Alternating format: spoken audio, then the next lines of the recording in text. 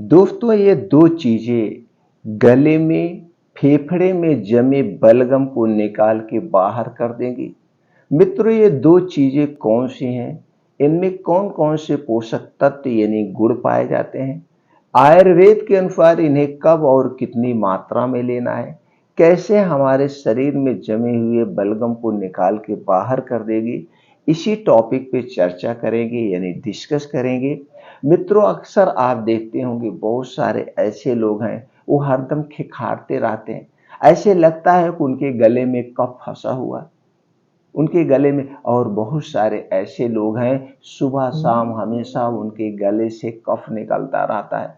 अगर आप भी के गले में कफ फंसा हुआ है या खिखार आती रहती है तो दोस्तों जान लीजिए आपके शरीर में कफ रोग बढ़ा हुआ है, कफ दोष बढ़ा हुआ है। अब आप मित्रों कफ दोष के बारे में अगर सुने होंगे तो आप जानते होंगे कफ दोष से होने वाली बीमारी के बारे में। अगर मित्रों हमारे शरीर में कफ दोष बढ़ता है तो 5 से 10% बड़ी बीमारी होती है, जैसे इस्नोफिलिया, टीबी, दमा, अस्थमा, ऐसे बहुत सारी बीमारियां होती हैं। तो आपके शरीर का कफ दोष ना बढ़े इसके कुछ विकल्प आपको करने होंगे। दोस्तों कफ दोष को बढ़ाने वाली जो चीजें हैं उसे आपको नहीं खाना पड़ेगा।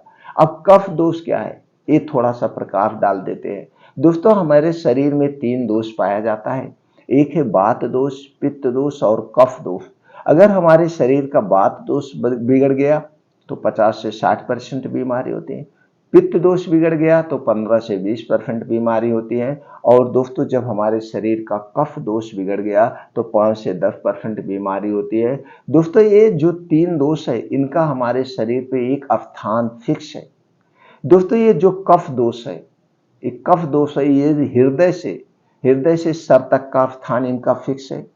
और जो पित्त दोष है हृदय से नाभि तक का स्थान है। और जो दोस्तों वात दोष है वो नाभि से पैर तक का स्थान है। ये स्थान इसका फिक्स है आयुर्वेद में। और दोस्तों आप समझते हैं जब हमारे शरीर का ये 3 दोष बिगड़ता है तभी हमारे शरीर में बीमारियां उत्पन्न होती हैं, अन्यथा बीमारियां नहीं उत्पन्न होती है। तो दोस्तों इसके उपचार जानने के पहले हम ये जान लेते हैं ये कफ दोष को बढ़ाने वाली कौन सी चीजें हैं। क्योंकि आयुर्वेद हमारा हमेशा इसी बात पर फोकस करता है कि पहले आप कारण को खोजिए। जब भी आपको कोई बीमारी हो कारण को खोजिए और उस कारण को हटा दीजिए, आपको दवा की जरूरत नहीं पड़ेगी। तो चलिए जानते हैं कौन कौन सी चीजें हैं जो कफ दोष को बढ़ाती है। दोस्तों सबसे पहली चीज है आइसक्रीम। जितनी भी ठंडी चीजें हैं, कोल्ड ड्रिंक्स, आइसक्रीम, ठंडा पेय पदार्थ, हैवी खाना, तला भुना हुआ खाना, तला भुना हुआ खाना, ये सारी चीजें हमारे शरीर के कफ दोष को बढ़ाती हैं।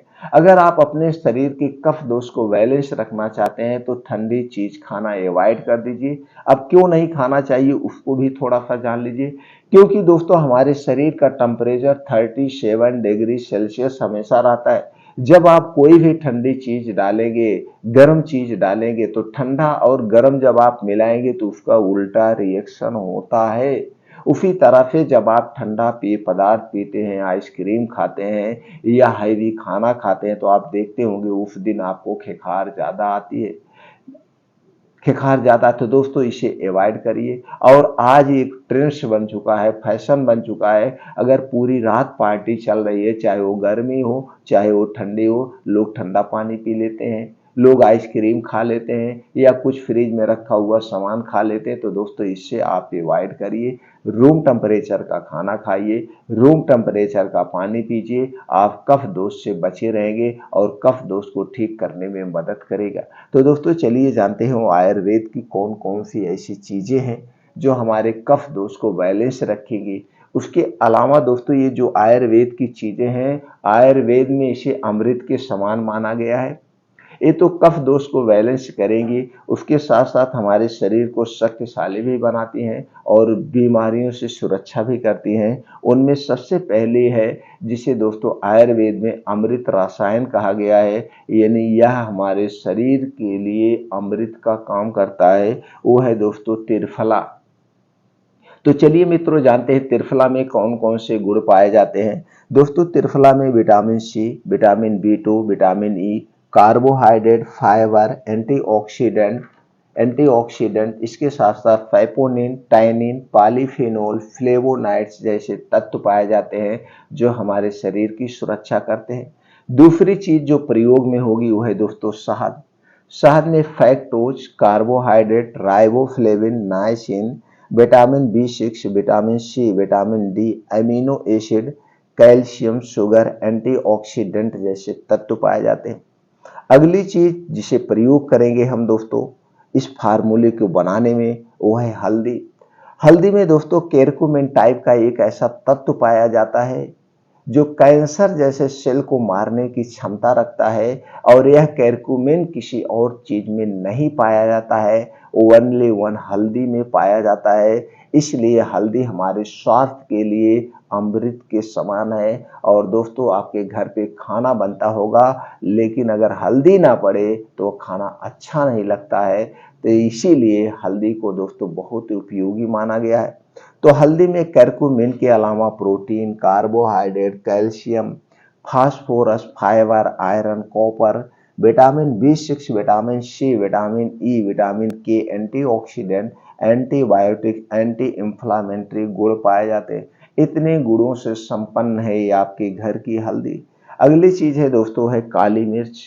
काली मिर्च में antibacterial, anti inflammatory, antioxidant, piperine, vitamin A, vitamin B, vitamin B2, vitamin B12, vitamin C, vitamin K, sodium, potassium जैसे तत्व पाए जाते हैं। और अगला चीज जो इसमें प्रयोग होगा दोस्तों है दूध। दूध तो आप जानते ही हैं सुपर फूड है, सर्वगुण संपन्न है, प्रोटीन का खजाना है। इसके साथ साथ calcium, vitamin A, vitamin B, vitamin E, vitamin B2, vitamin B12, vitamin B complex, phosphorus, iron, vitamin D, antioxidant जैसे तत्व पाए जाते हैं। इतने गुणों से संपन्न है ये दूध। दोस्तों आपने देखा ये जो मैं फार्मूला बताने वाला हूँ इनमें कौन कौन सी चीजें प्रयोग होंगी, इनमें कौन कौन से गुण पाए जाते हैं। अब चलिए दोस्तों हम जानते हैं इसका उपयोग कैसे करना है। तो दोस्तों आप सबसे पहले तो सब चीज त्याग दीजिए जैसे हमने बताया जो कफ दोष को बढ़ाने वाले हैं। इसके बाद अगर आपको कफ दोष न लगे कि बढ़ा हुआ है या आपको खिखार आ रही है तो दोस्तों ये तरीका अपनाइए। आपको लेना है त्रिफला चूर्ण 1 चम्मच और शहद लेना है 2 चम्मच।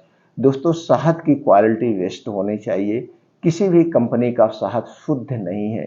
तो इसके लिए आपको दोस्तों जहाँ पे शहद का उत्पादन होता है वहाँ फर्म पे जाइए और अपने आँख के सामने शहद लेके आइए या आपके घर के आसपास कहीं शहद का छत्ता हो वो शहद निकाल लीजिए। वो सबसे बेहद अच्छी मानी जाती है, वो सबसे अच्छी है।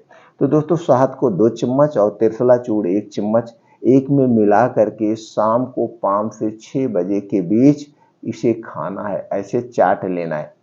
दोनों को एक बड़े चम्मच में मिलाइए और इसको ऐसे चाट जाइए, बस इतना ध्यान देना है। शहद और त्रिफला खाने के घंटे पहले कुछ नहीं खाना पीना है और इसे खाने के 1 से 1.5 घंटे बाद तक आपको कुछ नहीं खाना पीना है।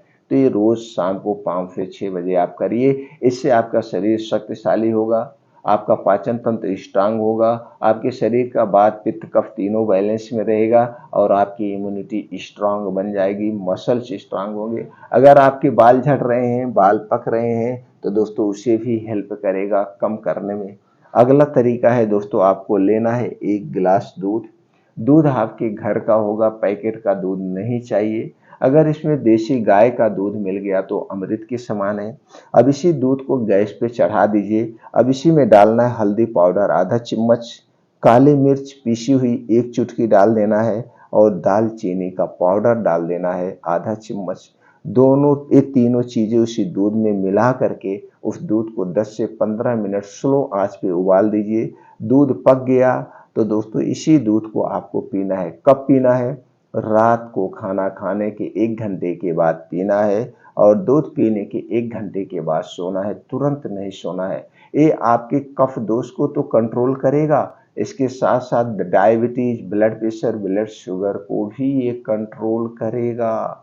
बहुत सारे इसके फायदा है और इम्यूनिटी को स्ट्रांग बनाएगा।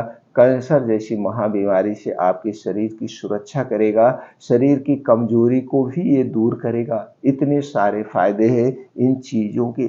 अब दोस्तों इसमें थोड़ा-सा ध्यान देना होगा। ये जो हल्दी पाउडर है किसी कंपनी का नहीं चाहिए, पैकेट का नहीं चाहिए। पैकेट के हल्दी पाउडर में आर्टिफिशियल कलर मिला होता है, जो आपके स्वास्थ्य के लिए हानिकारक है। ये हल्दी पाउडर आपके घर का होगा। और दालचीनी दोस्तों पाउडर मत खरीदिएगा, आप साबुत दालचीनी लाइए, पाइप वाली दालचीनी। पाइप वाली दालचीनी सबसे अच्छी दालचीनी होती है और घर पे पाउडर बनाइए, इन्हीं दालचीनी का प्रयोग करिए। और दोस्तों काली मिर्च भी साबुत लाके घर पे पाउडर बनाइए, वही यूज करिए। अब काली मिर्च का पाउडर लेंगे, वो कैसे बना कैसे नहीं हमें आपको नहीं पता है, इसलिए इन बातों को आप ध्यान दीजिए। आपको पूर्ण रूप से आराम मिलेगा, फायदा मिलेगा।